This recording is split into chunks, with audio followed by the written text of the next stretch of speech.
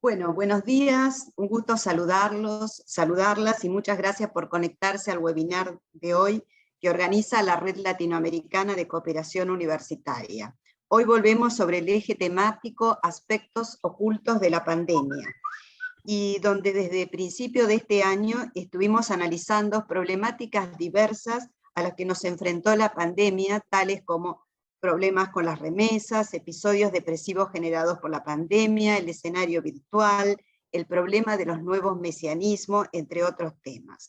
Y hoy escucharemos al doctor Juan Carlos Balda, docente de la Facultad de Ciencias Económicas de la Universidad de Belgrano, quien nos va a ilustrar sobre el tema el impacto COVID-19 en el nuevo paradigma de los negocios, problemas de gestión de las pequeñas y medianas empresas. Para mantener una mejor calidad de transmisión, le solicitamos que mantengan cerrados sus micrófonos. El doctor Balda va a hacer su presentación y luego habrá tiempo para un intercambio con el expositor. Pueden formular sus preguntas y comentarios a través del chat. También en esta mesa virtual nos acompaña el doctor Jorge Barrientos, decano de la Facultad de Ciencias Económicas de la Universidad de Belgrano, quien nos acompaña como moderador en este encuentro. Le doy la bienvenida a toda la audiencia, al expositor y al moderador, y le paso la palabra. Adelante, doctor Barrientos. Muchas gracias, buenos días a las personas presentes. Es para mí un placer estar aquí en este encuentro y, bueno, sumarizar la larga trayectoria y los éxitos del profesor Baldas. Me gustaría rescatar, bueno, su formación de doctor en Ciencias de la Administración, previamente licenciado en Administración y posgrado en Control de Gestión.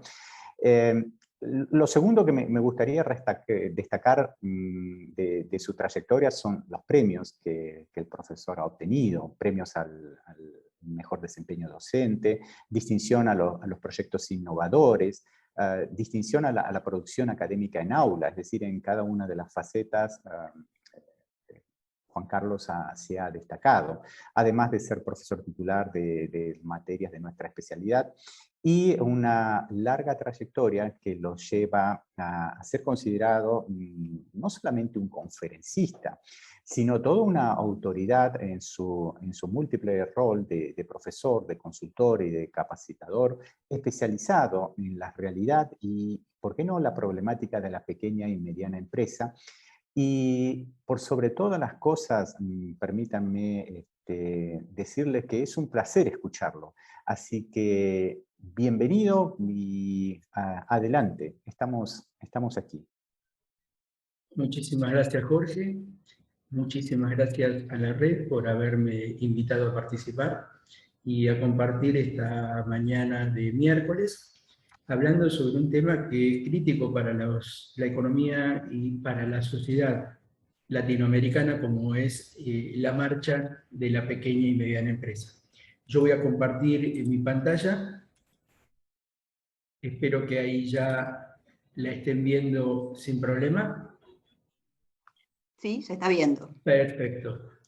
Ahí está. Cuando hablamos del impacto del COVID en nuestra realidad, y lo venimos viviendo hace año y medio con distintos grados de intensidad en nuestros países, es imposible destrabar esa situación de cómo afectó a la gestión de la pequeña y mediana empresa. Podríamos hablar de que en cualquiera de los países latinoamericanos las MIPYMES ocupan aproximadamente el 99,5% del total de las unidades productivas y de comercio. Podríamos hablar del impacto sobre los productos brutos internos, que normalmente están entre el 50 y el 60%, y podríamos hablar de la importancia de la generación de empleo que tienen las pymes, que suelen estar entre el 70 y el 80% de los puestos ofertados en cualquier mercado. Esas cifras de por sí ya son suficientes para destacar cómo cualquier problema que tengamos en nuestras pymes impacta directo en la sociedad y en la calidad de vida de cualquiera de nuestros países. Por lo tanto, cuando yo relaciono el impacto del COVID y la realidad de las pymes, hay dos frases que me gustaría mencionar porque me vienen automáticamente a la mente como una cuestión importante para destacar. La primera es del poeta Mario Benedetti, que decía: cuando creíamos que teníamos todas las respuestas, de pronto cambiaron todas las preguntas. Y evidentemente algo pasó de eso, ¿no? El 22 de marzo del año pasado nos fuimos a dormir con una realidad y al día siguiente nos despertamos con otra. Tuvimos que reinventarnos, pero sin tiempo, sin margen para procesar ese cambio. Tuvimos que bajar las persianas un día y al otro día empezar a relacionarnos con nuestros clientes y con nuestros colaboradores de una manera virtual para la cual la gran mayoría de las pymes no estaba preparada. La otra frase que se deriva de esta y que se la adjudicamos a Robert Kiyosaki, uno de los grandes gurúes del emprendimiento y de las MIPYMES, dice así: tienes que ser inteligente, los días fáciles se acabaron. Y parece difícil, ¿no es cierto?, para hablar de días fáciles en las economías latinoamericanas que normalmente vienen muy castigadas por un sinnúmero de variables que las hacen complicadas y difíciles de predecir. Pero la verdad es esa: aquellos días donde sabíamos rápidamente cómo manejarnos, donde estábamos más allá de los resultados en nuestras zonas de confort, de golpe desaparecieron. Y por lo tanto, lo único que nos quedó como una realidad que es innegable es que nada volverá a ser igual. Por más que querramos, por más que pensemos, por más que deseemos volver a la normalidad del 2019, no va a suceder. Pasaron muchas cosas en este año y medio. Y muchas cosas buenas, muchas cosas que cambiaron para mejor la realidad de las empresas. En la Argentina prácticamente podemos decir que en el año 2020 avanzamos 10 años la proyección de digitalización que íbamos a tener prevista para las pymes. Es decir, diciembre de 2020 alcanzamos un trabajo de e-commerce, un trabajo de vinculación digital con nuestros colaboradores, con nuestros proveedores, con nuestros clientes, que estaba prevista que la Argentina lo alcance en el 2030. Mejoramos muchas maneras de vincularnos. Estamos en condiciones de llegar al mundo con un clic. Y ya no es verso, ya no es una expresión o una declamación voluntarista y optimista. Hoy es la realidad. Entonces, desde ese punto de vista, realmente nada volverá a ser igual. Como dijimos antes, si nos ponemos a pensar, yo no sé si todos tenemos registro de cuándo pasamos de trabajar en un contexto así a un contexto de este tipo. De cuánto tiempo nos llevó a nivel empresas entender que dejábamos de vender de esta manera para vender de esta otra. Y por supuesto, como docentes, nos caben las generales de la ley. ¿En qué momento dejamos de dar clases presenciales para zambullirnos de cabeza en la virtualidad y aprender en segundos prácticamente o en minutos los secretos de cómo vincularnos con los alumnos y cómo aceptar el desafío de que ellos en sus casas frente a una PC mantengan el mismo nivel de atención que tenían en un aula? Evidentemente, todo cambió. Todo cambió y la realidad hoy es híbrida. No es la de anterior y no es 100% la del año pasado cuando estábamos en aislamiento obligatorio. Estamos en un punto donde tenemos que replantearnos un montón de cosas y la realidad de las MIPYMES y la potencialidad de las MIPYMES también está puesta a prueba en todo momento. Hay algo que para mí es importante. Los terribles problemas de los que hace un tiempo nos quejábamos, hoy nos parecen relativamente simples. O sea, las dificultades que teníamos para manejarnos con nuestros clientes, con nuestros vendedores, con nuestros proveedores, con los bancos, con nuestros colaboradores, después de haber estado aislados y tener que dirigir por control remoto nuestras empresas, hoy nos parecen relativamente simples, porque hay una cuestión que para mí es muy real. Los problemas tienen la dimensión y la gravedad que cada uno de nosotros les da. Nosotros podemos mirar la imagen de la izquierda y ver un monstruo, o podemos mirar la imagen de la izquierda y ver un tacho de basura. Depende mucho de nuestra actitud y de cómo nos paremos ante esa dificultad. Por eso tenemos que entender lo que pasó y dónde estamos hoy. Y lo primero que tenemos que aceptar es que una crisis, como muchas veces lo relacionamos con oportunidad y con cambio, ¿no es cierto? Una crisis como la que vivimos, que no fue la primera ni será la última, no es un periodo donde todo se hunde. Una crisis no es una hecatombe, no es un apocalipsis. Una crisis es un periodo que se caracteriza por un cambio muy fuerte en las posiciones relativas de las cosas. Es decir, aquellos que estaban acostumbrados a estar en el primer nivel, probablemente pasaron al segundo o al tercero o al cuarto en un abrir y cerrar de ojos. Y algunos que estaban en peldaños más bajos se vieron impulsados hacia arriba por las condiciones del contexto y fundamentalmente por la capacidad que tuvieron para trabajar con las condiciones del contexto. Para mí, yo siempre lo digo, el contexto es un condicionante, pero no un limitante.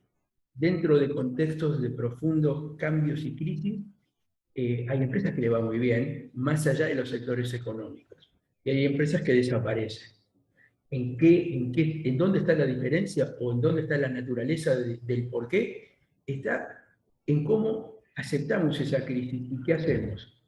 ¿Lo tomamos como un desafío o nos victimizamos?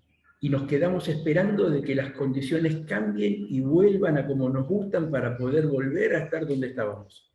Evidentemente, ese es uno de los puntos críticos que tenemos que manejarnos. Por lo tanto, yo los invito a pensar y a analizar esta frase de Elon Musk, que me parece que marca muchísimo la realidad que estamos viviendo. No estamos en un entorno de negocios normal, por lo que hay que dejar a un lado la forma habitual de hacer negocios. Dijimos que todo cambió. ¿Cómo vamos a seguir haciendo lo que hacíamos antes? Si todos los actores que participan en el entorno de negocio normal están viviendo una realidad diferente. Cambiaron las relaciones, cambiaron las relaciones de vincularnos con nuestra familia, cómo no van a cambiar las formas de hacer negocio. Por lo tanto, tenemos que ser muy inteligentes para aceptar lo que nos dijo Kiyosaki. Los días fáciles se acabaron, ¿no es cierto? Y para eso tenemos que comprender que lo que nos condujo al éxito en el pasado no necesariamente nos va a llevar al éxito en el futuro. Evidentemente ahí tenemos una serie de compañías icónicas que pueden atestiguar con su presente o con el hecho de ya ser parte de la historia de que esto sucede. El éxito es un buen amigo, pero no es un aliado permanente. El éxito lo tenemos que revalidar en todo momento y el éxito nos lo confirma cada vez que un cliente nos compra y nos vuelve a comprar. Lo que logramos antes probablemente nos dé un posicionamiento, pero nuestro futuro depende de lo que hagamos a partir de ahora. Y lo que hagamos a partir de ahora en las condiciones que el contexto nos está brindando, que además son las mismas para todos los competidores que nosotros tenemos, ¿no es cierto? Por lo tanto, lo que yo los invito a pensar es que en este momento y en esta circunstancia, el secreto del éxito no es prever el futuro. Ya aprendimos que es difícil aceptar que podemos anticiparnos al futuro y tener la bola de cristal y saber lo que va a pasar. O sea, el secreto del éxito es crear organizaciones que prosperen en un futuro que no puede ser previsto. Y eso tiene que ver mucho más con las habilidades blandas, con la cultura, con el liderazgo, con el compromiso, con el facultamiento de la gente, con el empowerment, con la satisfacción del cliente, con el clima organizacional, que con el pasado, con la historia, digamos, con la dimensión de empresa que hemos logrado construir. En un contexto donde todo cambia tan rápido y tan profundamente, es imposible prever todo y desarrollar los procedimientos que se adapten rápidamente a ese tipo de entornos. Lo único que podemos tener claro en ese caso, y las pymes están muy bien posicionadas para eso, son valores. Si nosotros creamos culturas con valores que incorporen el cambio y que tengan al cliente en el centro del negocio, todo lo otro lo podemos adaptar y vamos a hacer mucho más rápido, porque tenemos siempre presente cuál es el objetivo final y cuál es nuestro propósito. Entonces, creo que esta frase de José Cabrera nos marca muchísimo. A partir de ahí surge la primera pregunta, ¿no? En un contexto así, ¿cuáles creen ustedes que son las ventajas competitivas que tienen las pymes? Y cuando yo me pongo a pensar y analizo y veo con los distintos empresarios y colaboradores, yo creo que tienen básicamente la actitud frente a la realidad y la manera de trabajar con ella. Con dos elementos que, como dijimos, son bien soft, pero marcan profundamente la capacidad, la sustentabilidad y los resultados de la empresa. Y vamos a analizar un poquito estas dos cuestiones. La actitud. Si tuviésemos que caracterizar la actitud del empresario y de las empresas pequeñas y medianas, básicamente yo creo que deberíamos decir, son flexibles, son curiosos, son ágiles, son exigentes con ellos mismos, son empáticos con los clientes, con los proveedores, con los colaboradores, son tecnológicamente inquietos y además son apasionados por el cliente y por su satisfacción. Estos pilares son realmente importantes en la realidad PYME y son lo que hace que las pequeñas y medianas empresas tengan esa capacidad de adaptación, esa relación con el cliente, esa velocidad para tomar decisiones porque la cadena de mando es muy corta y hay muy poca burocracia, ese ponerse en el lugar de, que para mí es tan importante. En cuanto a la empatía, yo les comento, hace muy poco, en las jornadas PYME del año pasado, un empresario, Walter Barbieri, nos dijo, si vos querés que la gente se ponga la camiseta de tu empresa, la empresa se tiene que poner primero en los zapatos de su gente. Y este es el concepto de empatía que yo creo que es válido para clientes, proveedores y cualquier tipo de stakeholders que trabaje con las empresas. Fundamentalmente, si lo tuviésemos que representar en una imagen, el empresario PYME y las pymes son un todoterreno, son un cortapluma suizo, tenemos todo ahí adentro. Tenemos para medir, para cortar, para abrir, tenemos absolutamente todo y lo podemos usar muy rápido. Esta es la actitud que hace que una pyme realmente tenga futuro. Vamos a ver con la manera de trabajar. Y para eso me gustaría retomar o rescatar un poco un comentario de Tom Peters. Tom Peters, como la gran mayoría de ustedes saben, escribió junto a Robert Waterman en el 82 En búsqueda de la excelencia. ¿Cuáles fueron las variables que consideró Tom Peters para identificar una empresa excelente?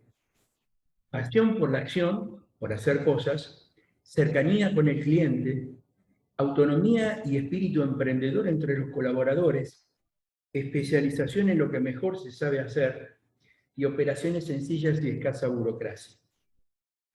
Quizás ustedes piensen que yo no soy objetivo, pero si yo leo lo que Tom Peters decía que debía tener una empresa excelente y estaba hablando de supracorporaciones internacionales, yo creo que les estaba diciendo, tienen que mantener el espíritu de las pymes, porque todas estas características son características pymes.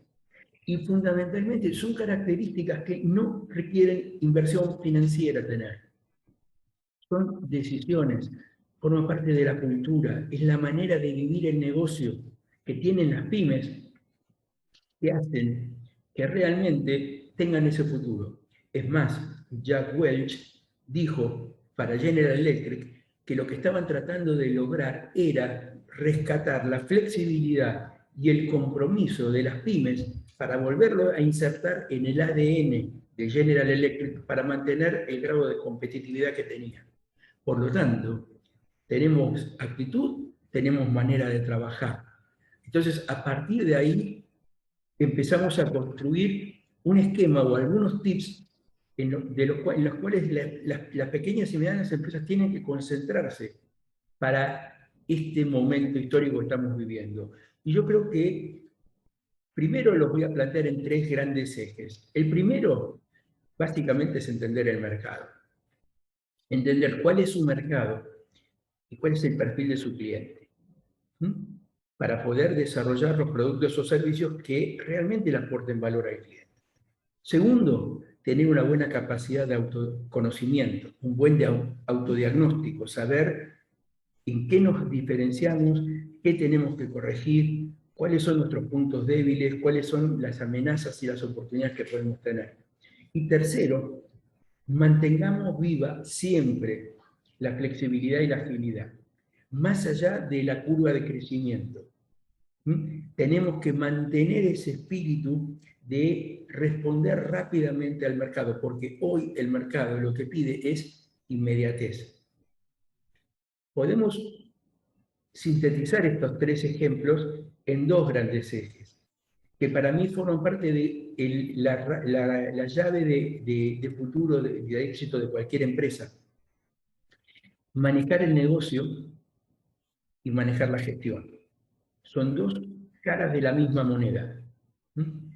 Una empresa, pyme o no pyme, que sea exitosa, tiene que ser muy despierta para entender lo que está pasando puertas afuera y tiene que ser muy rápida para poder trasladarlo puertas adentro, desarrollar el producto o el servicio que mejor satisfaga esa necesidad y volver a salir. Este es el enfoque fundamental. Y a partir de ahí vamos a trabajar con algunos tips para el negocio y algunos tips para la gestión. Desde el punto de vista del negocio, el encuadre filosófico, si lo quieren poner con esa frase, con esa palabra, es de Richard Branson, el fundador del grupo Virgin. Un negocio es simplemente una idea para mejorar la vida de otras personas. No existe ningún negocio que sea viable y que sea exitoso que no tenga como norte o que no tenga que tener como norte mejorar la calidad de vida de las otras personas. Y las otras personas son los clientes, los proveedores y los colaboradores, todos los stakeholders y por lo tanto la sociedad en su conjunto, ¿no es cierto? ¿Cómo mejoramos esa calidad de vida? Satisfaciendo las necesidades de nuestros clientes. Y para eso tenemos que tener un enfoque que es muy, muy importante. Volvemos a Kiyosaki. Kiyosaki nos dice, el problema de este mundo es que no hay suficientes solucionadores de problemas. Por lo tanto, si te conviertes en un solucionador de problemas, te vas a hacer rico. ¿Qué significa esto? Que como empresas, nosotros no vendemos productos o servicios. Nosotros satisfacemos necesidades, o sea, solucionamos problemas.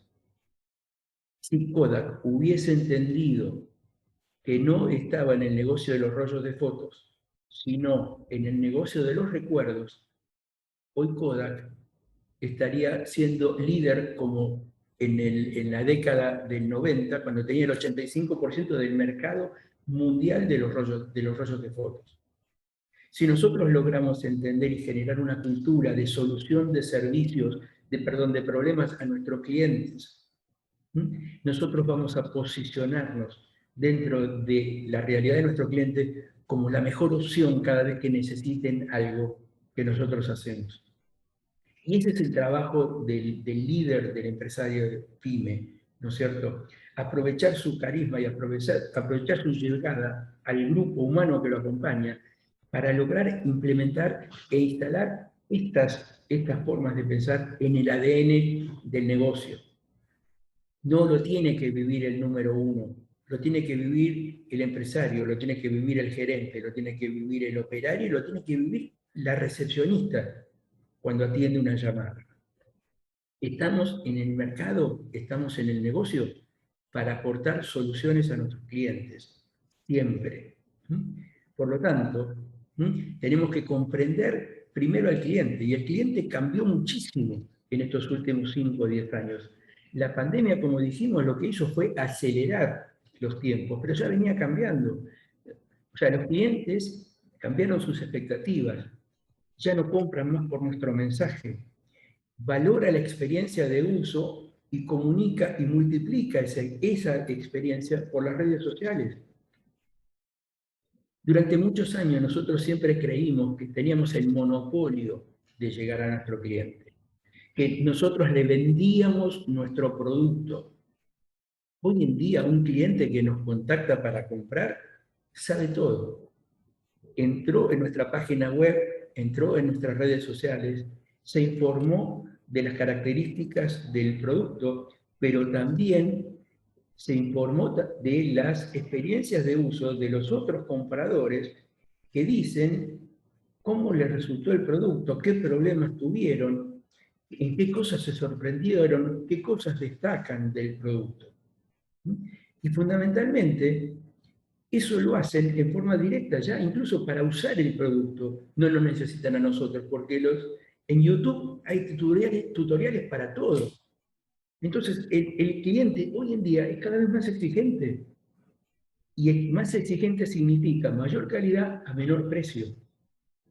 Y la calidad tiene que ver con el producto o el servicio que damos, pero también con la facilidad con la cual le ponemos o lo hacemos llegar el producto en las manos a nuestros compradores.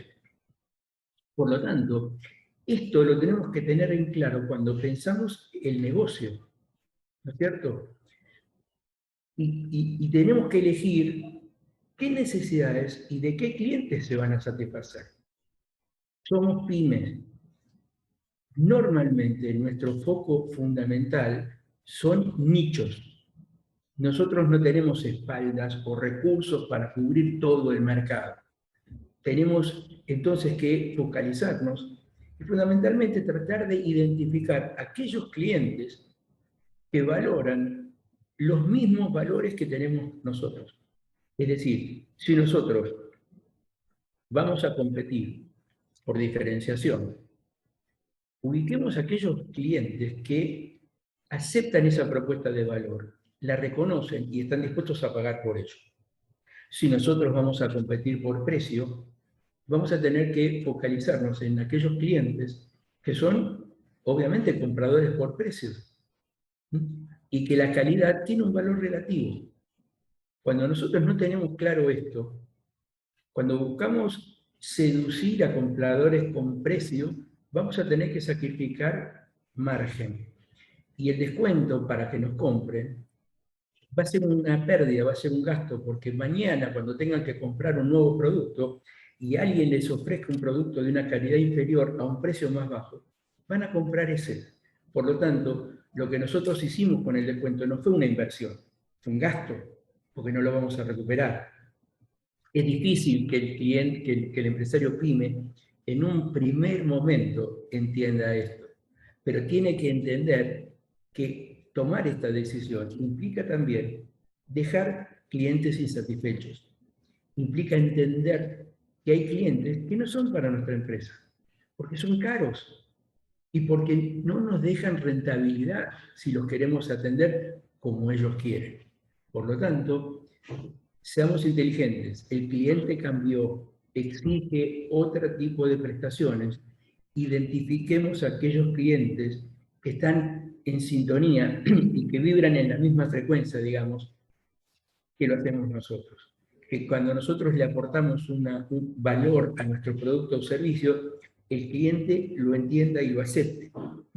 Por Por lo tanto, estamos en un momento que nos exige cambiar de empresas centradas en productos o servicios a empresas centradas en clientes.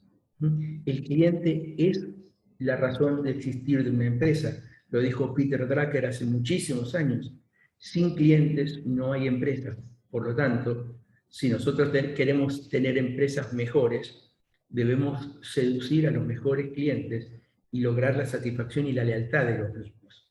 Y eso implica poner al cliente en el centro de nuestra atención y que nuestras estrategias, nuestros valores, nuestro modelo de negocio, nuestra tecnología, nuestros procesos y nuestra cultura exista orientada solamente en buscar la satisfacción del cliente, en buscar que el cliente se vaya de nuestra empresa con una sonrisa y que quiera volver. ¿Cómo definimos la satisfacción del cliente? Y un cliente está satisfecho cuando recibe de nosotros más de lo que esperaba recibir cuando nos vino a comprar. Ese debería ser nuestro gran desafío. Por supuesto. Entonces recordemos que no vendemos productos sino soluciones, que vendemos experiencias de uso, pero además debemos saber venderlos. No basta con exponerlos para que nos vengan a comprar. Tenemos que saber llegar a este cliente actual. Tenemos que hacerle ver el valor de lo que nosotros estamos ofreciendo.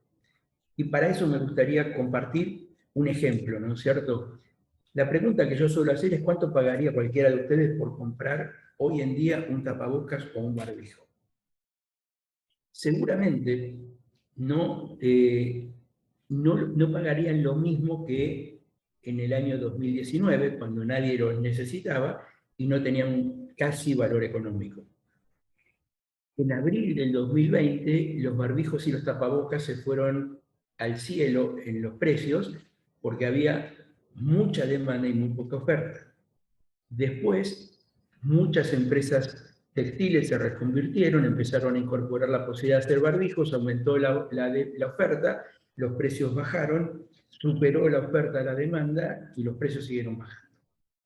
Si yo tuviese que ponerle valor a un barbijo o mejorar la propuesta de valor de un barbijo, yo le recomiendo tomar como ejemplo a un médico mexicano, el doctor Isaac Chávez Díaz, que puso esto en su Instagram. Imaginen que existiera un medicamento que reduzca 5 veces la probabilidad de tener COVID-19. Todo el mundo buscaría comprar ese medicamento. Y aclara, pues ese es el efecto de usar cubrebocas. Barato, sin recetas y sin efectos adversos mayores. Esta es la manera de llegar hoy en día a los clientes. Mensaje simple, mensaje claro, sorprenderlos, darles más de lo que ellos pensaban, porque ellos piensan que un barbijo simplemente es ponernos algo que nos proteja. Bueno, le estoy dando información. Bajamos 5 veces, al 20% la probabilidad de contagiarnos si usamos barbijo, y además no tiene efectos adversos. Un empresario, el señor Lucio Basso, hace un mes me dijo, me di cuenta que mi función ya no es vender, mi función es ayudar al cliente a que me compre. Fíjense qué distinto es el paradigma comercial si yo digo, paso de vender, de querer vender, a ayudar para que me compren.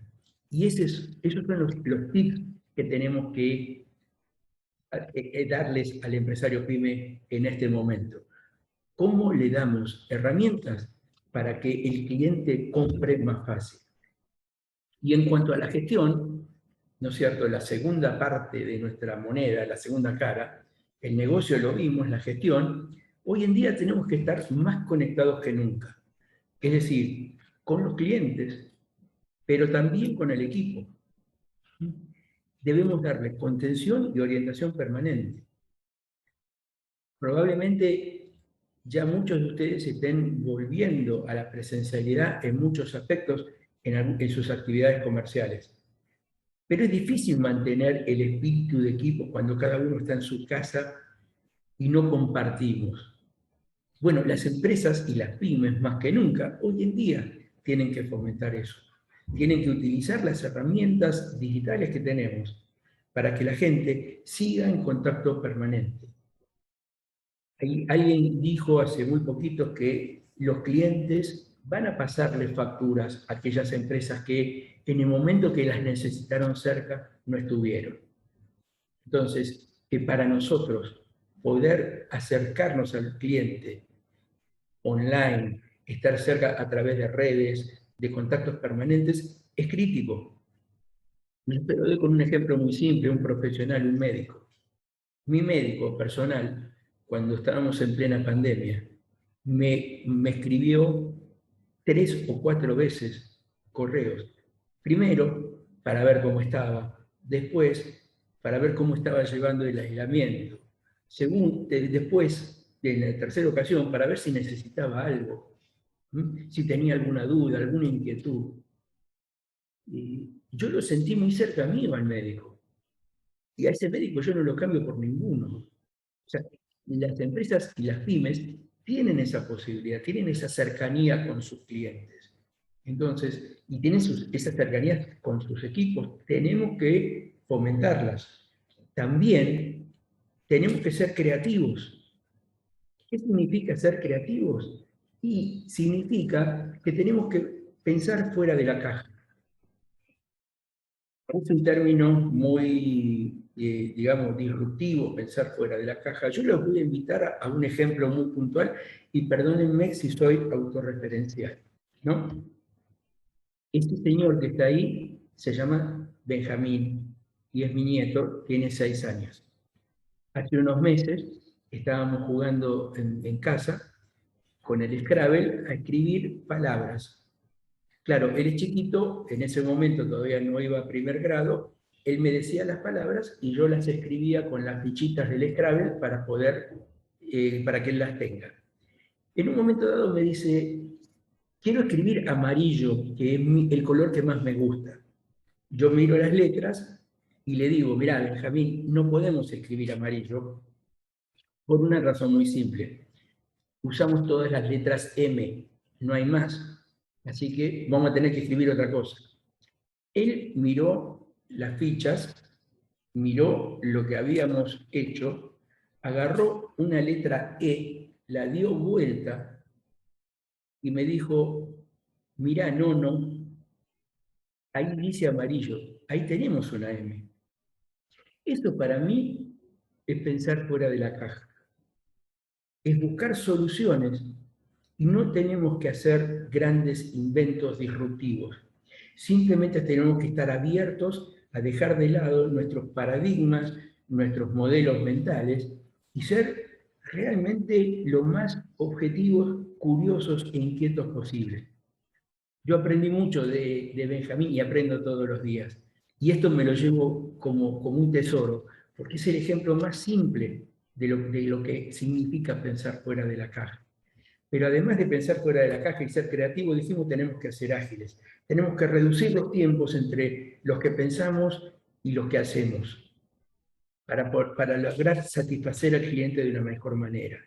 Tengamos en cuenta siempre que una buena idea que no se concreta no genera valor para nadie. Entonces, no sirve de mucho tenerlas. Las ideas que generan valor son las ideas que impactan en la vida de los clientes. También tenemos que repensar los procesos, y repensarlos significa simplificarlos. ¿Por qué? Por algo simple. Más simple significa más rápido y también menos costoso. Estos son 2 parámetros, velocidad, costo, que para las pymes son dramáticos, son críticos a la hora de manejar la rentabilidad.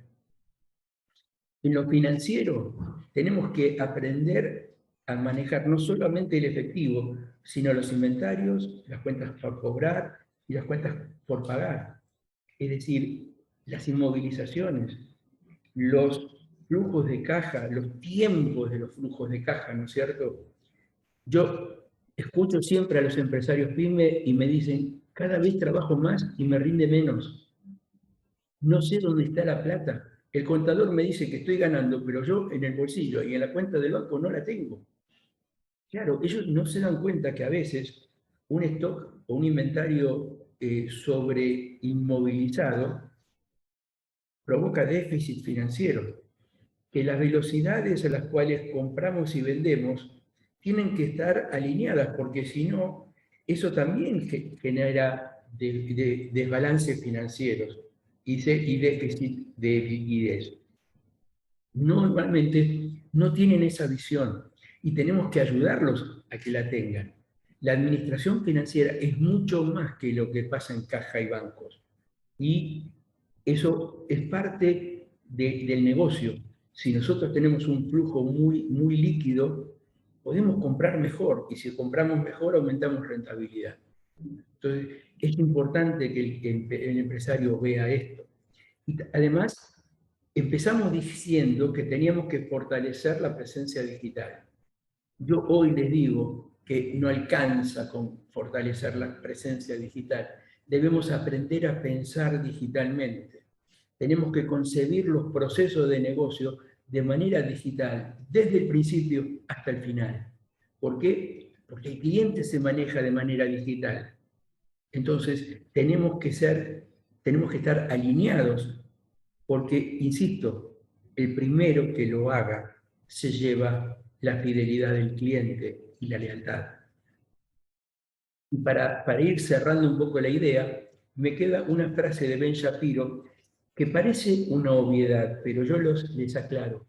La mayoría de los empresarios, dime, esta pregunta, o la pregunta que subyace a la afirmación que hace Ben Shapiro, no siempre la saben contestar. Shapiro dice, una empresa debe saber no solo si está ganando, sino por qué. Es decir, cuando yo le pregunto al empresario, ¿vos sabés por qué tu cliente viene a comprarte? ¿Vos sabés dónde está la raíz de tu rentabilidad?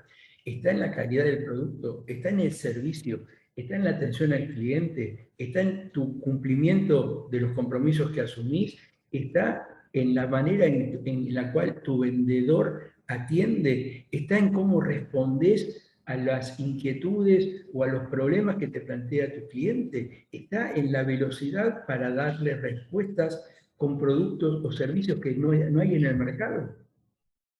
Yo no sé por qué estoy ganando.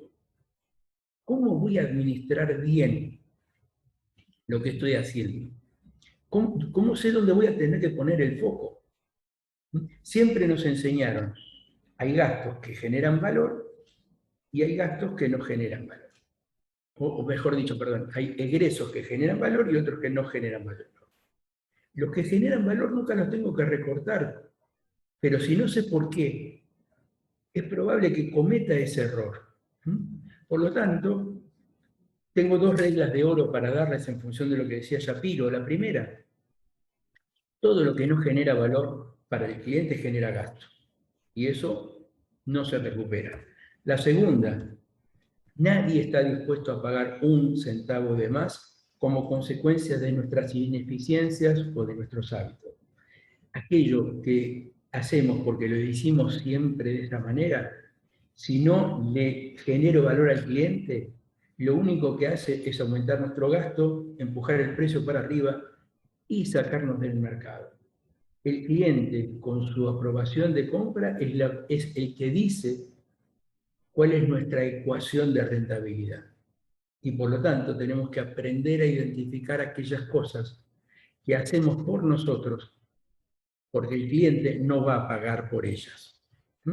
Entonces, último tip de gestión: la calidad de tu servicio depende de la calidad de tus colaboradores.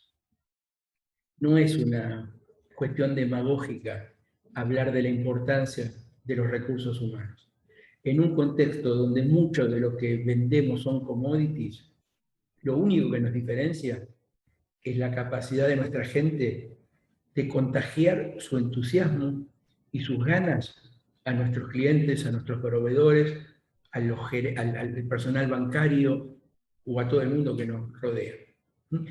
Si nosotros queremos ver una sonrisa en la cara de nuestros clientes, primero tenemos que ver una sonrisa en la cara de nuestros colaboradores. Tengan en cuenta algo simple, nos lo dijeron nuestras abuelas, nadie vende lo que no tiene. Entonces, esto es crítico. Para terminar, les voy a decir dos frases que me gusta también utilizar para cerrar. La primera de Albert Einstein. Dice, debes aprender las reglas de juego y después jugarlo mejor que cualquier otra persona. Esto es tan simple y no por eso es menos cierto y es menos valorable, ¿no es cierto? En un contexto como este, con tantos cambios, tenemos que aprender las nuevas reglas de juego rápido y después jugarlo mejor que nadie. Jugarlo mejor que nadie, ¿qué significa? Entender dónde está la propuesta de valor que necesita el cliente y tener un criterio y una calidad de gestión que esté alineada y que la potencie. Y la última frase es un proverbio africano, que a mí me gusta mucho mencionar porque primero me causa mucha gracia y segundo porque es muy valioso y muy real. Porque mucha gente puede decir, bueno, sí, está bien, Juan Carlos, pero todo lo que vos decís es para una empresa mediana, a lo mejor, o grande, o no es para nosotros somos 2 o 3 personas, y hay muchas de estas cosas que nos quedan grandes. Bueno, el proverbio africano dice así, si pensás que eres demasiado pequeño para hacer una diferencia, es que no has dormido nunca con un mosquito en tu habitación. Creo que eso marca mucho la realidad de las pymes. John Watson, el fundador de IBM, dijo alguna vez, si mañana querés ser una empresa grande, tenés que empezar a pensar y a obrar hoy como si ya lo fuera. Bueno, muchísimas gracias y espero que les haya sido útil la presentación. Quedo a disposición de ustedes para las preguntas que consideren. Primero, los aplausos, Juan Carlos, muy linda la compilación. Hemos invitado a los participantes a hacer sus preguntas y me tomo el atrevimiento, en base a lo que fuiste sugiriendo y al conocimiento que tenés, en tu entendimiento, en la época de la pandemia, las pymes han mejorado su vinculación o lo han reformulado. ¿Vos crees que han aumentado las asociaciones entre las pymes, las vinculaciones comerciales, o se siguen manteniendo en los niveles anteriores? ¿Crees que se han potenciado? Vos sabés, Jorge, que yo creo que así como la digitalización avanzó, muchas empresas se dieron cuenta que aquello, me gusta usar mucho las frases, ¿no? Porque tienen la capacidad de en pocas palabras representar mucho. Hay una frase muy conocida que dice, si querés ir rápido, anda solo, pero si querés ir lejos, anda acompañado. Y yo creo que hay muchas empresas que, así como ganaron muchos años en digitalización, también se dieron cuenta de la importancia de la cooperación. Las empresas se dieron cuenta de que no es necesario invertir recursos para poder hacer uso. Entonces, ¿qué mejor que encontrar gente que esté trabajando temas afines y complementarios para apalancarnos mutuamente? Cada uno concentrándonos en lo que mejor sabemos hacer. Y un ejemplo muy simple, pero muy gráfico, es la logística. Muchas pymes pudieron entregar en tiempo y en forma porque empezaron a descubrir nuevas formas de hacer llegar los productos a sus clientes. Ya no una flota de camiones, no una camioneta, bicicletas, motos, lo que sea. Medios de pago. La velocidad con que nosotros nos asegurábamos el flujo de caja fue realmente importante. Incluso las asociaciones, me permito ahí sí buscar algún ejemplo medio disruptivo, las asociaciones con los clientes, no solamente con los que prestan servicio a los clientes. Yo tengo un amigo que está en Tandil, tiene un negocio que se llama El Mundo del Dulce de Leche. Tandil Turismo se cerró en marzo y él no tenía cómo cubrir los gastos. Lo que hizo fue pensó fuera de la caja. Él dijo, hay hay cosas que en determinados sectores son normales, pero en otros no. Si aplico esas realidades a sectores donde no se utilizan, rompo el molde. Y el concepto de la venta a plazo, perdón, venta a término, que se usa, no sé, con los granos, con las divisas y demás, él lo usó para el dulce de leche. ¿Y saben lo que hizo? Agarró y sacó en el Facebook un pedido. A mis clientes, necesitamos cubrir los gastos. Yo tengo una canasta que vale 700 pesos. Si ustedes me la compran ahora, se la vendo en 500, pero con el compromiso de entregarla cuando se levante la cuarentena. A los 10 días sacó en su Facebook una franja diciendo: muchas gracias clientes, gracias por estar cerca cuando los necesitamos, objetivo cumplido. Eso también es asociatividad. Entonces, cambiamos mucho la manera de pensar. Creo que dejamos de creer que para poder crecer necesitamos ser los dueños de los recursos, para pensar que es mucho más inteligente saber dónde están los recursos disponibles, usarlos y tratar de inmovilizar la menor cantidad de dinero posible. Lo que comúnmente decimos, tenemos que variabilizar los costos fijos. En esa línea, bueno, siguiendo el chat, hay muchos agradecimientos. Lili Aldao dice: no tengo ninguna duda, agotaste todas en la excelente y clara presentación. Kevin dice: excelente presentación, muchas gracias. Bueno, hay otra persona que también, ahí me sumaría yo, un +1. Muy acertada la selección de las frases. Muy interesante. Me tomo el atrevimiento de seguir con las preguntas. ¿Podríamos decir que el sector PYME en general fue el que más rápido se adaptó?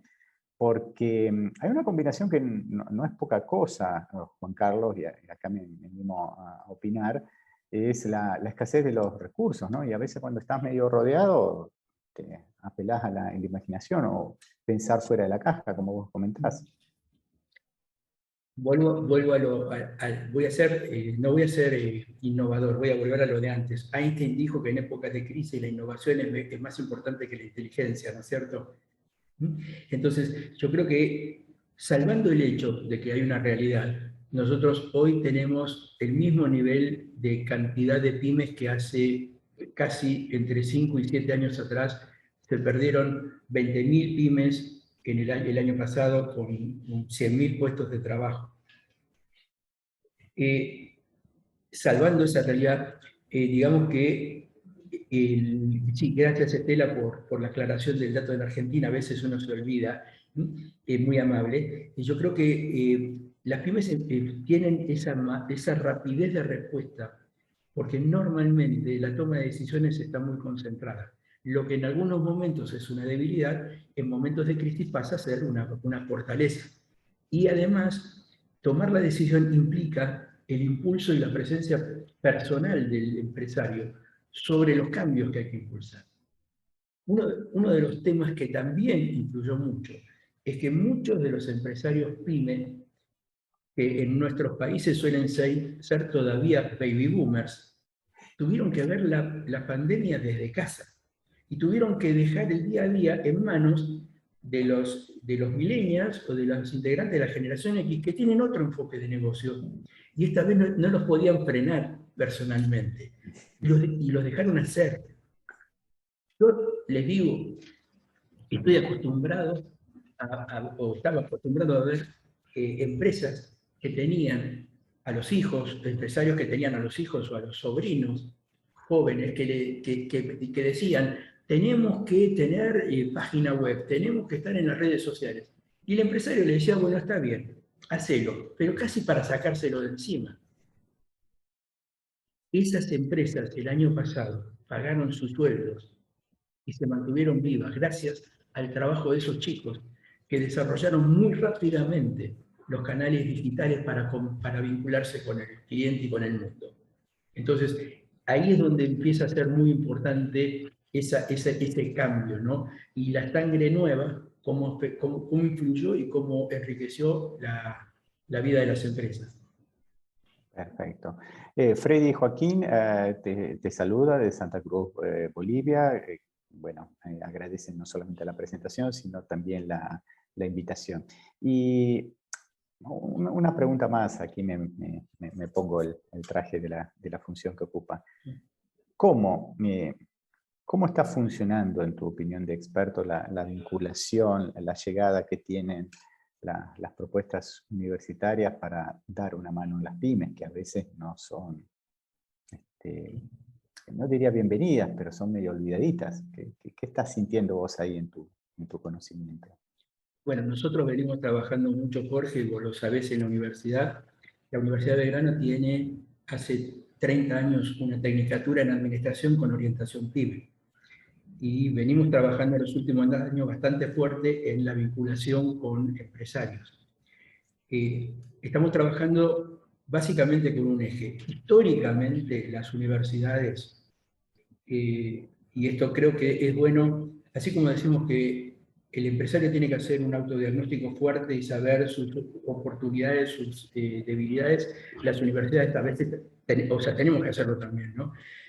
Muchas veces nosotros preparamos profesionales para que trabajen con gerentes y no con empresarios o con emprendedores. O sea, los alumnos salen con una visión de empresa que no responde a la realidad del 99% de los casos. Las empresas tienen un ciclo de crecimiento, como cualquier organismo vivo, ¿no? Nacimiento, crecimiento, madurez, declinación. La gran mayoría de las veces nosotros preparamos profesionales para que se desarrollen en empresas maduras. Y como no encuentran la escenografía organizacional que ven en los libros, en las pymes, creen que muchas veces las pymes no están en condiciones de poder aplicar todo lo que está en los libros. Y se genera una brecha, ¿no? O sea, para el empresario, los profesionales somos teóricos, que le vamos a enseñar cómo tiene que manejar su negocio. Para los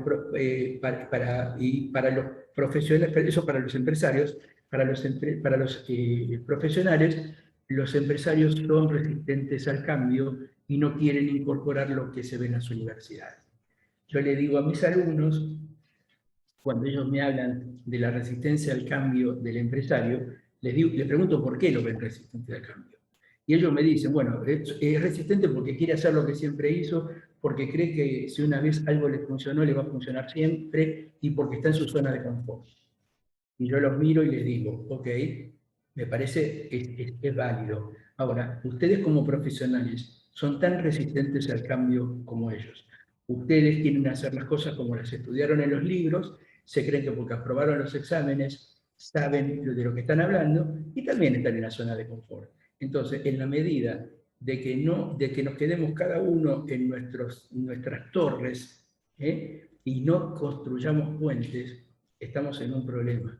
Nosotros en la universidad, con la tecnicatura, con los trabajos, con las reuniones que tenemos quincenales con empresarios PYME, con las jornadas internacionales de la MIPYME que estamos haciendo, estamos buscando precisamente construir esos puentes.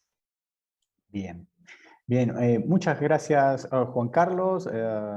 Creo que estamos en la ventana temporal que nos habíamos prometido. Más que valioso, en primera persona te diría, me llevó la reflexión, para mí enriquecedora, de no pensar que la pandemia fue algo enteramente malo, que ciertamente por todos los costos lo ha sido, pero que hubo una interpretación adaptativa, ¿no? Y en ese sentido, bueno, es más que elogioso lo que has colocado. Por mi parte, Estela. Perfecto, bueno, entonces vamos a cerrar. Les agradezco al doctor Juan Carlos Balda, a la moderación al doctor Jorge Barrientos, gracias a la audiencia por habernos acompañado, por su tiempo e interés, y les voy a contar el tema de nuestro próximo webinar abierto, será el miércoles 9 de septiembre a la 1 de la tarde, es un webinar en el tema internacionalización universitaria, nos acompañará con el tema El papel de las universidades para el cumplimiento de los objetivos del desarrollo sostenible, el magíster Maximiliano Sainz, quien es consultor internacional en internacionalización de la educación superior, quien se va a conectar desde Canadá, donde reside.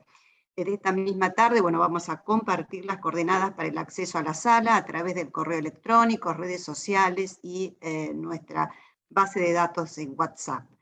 Si alguien en la audiencia desea sumarse a esta reunión, bueno, los invito a dejarme su correo en el chat. Voy a mantener unos minutos abierta la sala a tal efecto. Muchas gracias por habernos acompañado, un gusto realmente, hemos aprendido muchísimo realmente con esta hermosísima disertación del doctor Juan Carlos Balda. Buenos días y gracias por su compañía. Hasta pronto.